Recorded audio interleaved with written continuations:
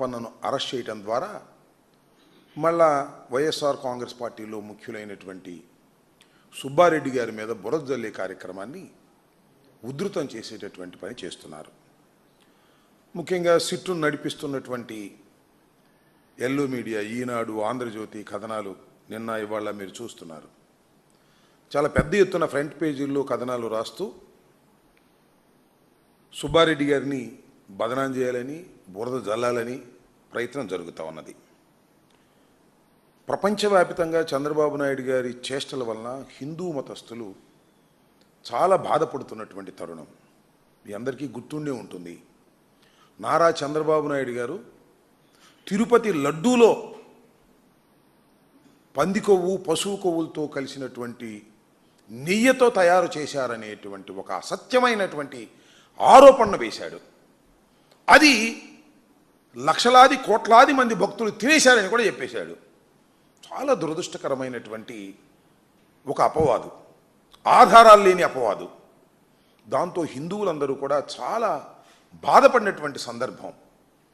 దాని మీద సుబ్బారెడ్డి గారు, పార్లమెంటరీ నాయకుడైనటువంటి మా సుబ్బారెడ్డి గారు, మాజీ చైర్మన్ అయినటువంటి టీడీ బోర్డుకు సంబంధించినటువంటి చైర్మన్ అయినటువంటి సుబ్బారెడ్డి గారు ఏకంగా సర్వోన్నత న్యాయస్థానమైనటువంటి సుప్రీంకోర్టును ఆశ్రయించడం జరిగింది.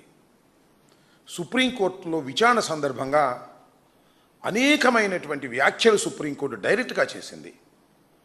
ఆధారాలు లేకోకుండా ప్రసాదంలో, లడ్డూలో కల్తీ కలిసిందని ఎలా చెబుతారు రాష్ట్ర ముఖ్యమంత్రి అనే మాట మాట్లాడారు. అంతేకాదు, అసలు లడ్డూలో వాడినటువంటి నెయ్యిలో కల్తీ ఉందా లేదా తేల్చండి అనే దాని మీద చెప్పారు.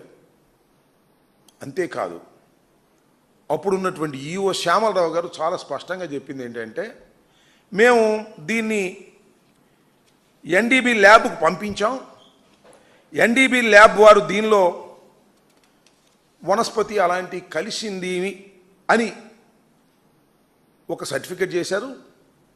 దాని కింద డిస్క్లైమర్ కూడా రాశారు. ఇది కొన్ని సందర్భాలలో అవాస్తవం కూడా కావచ్చు, పశువులు తినే మేత మీద, ఆ టైమింగ్స్ మీద ఇది వాస్తవమైన రిపోర్టు కూడా కాకపోవచ్చు అని రాసినటువంటి రిపోర్టుని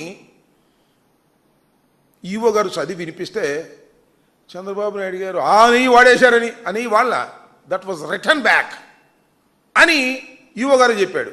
ఆ నెయ్యి వాడేసినట్టు, ఆ కల్తీ జరిగిపోయినట్టు చెప్పేటటువంటి ప్రయత్నం చేశాడు చంద్రబాబు.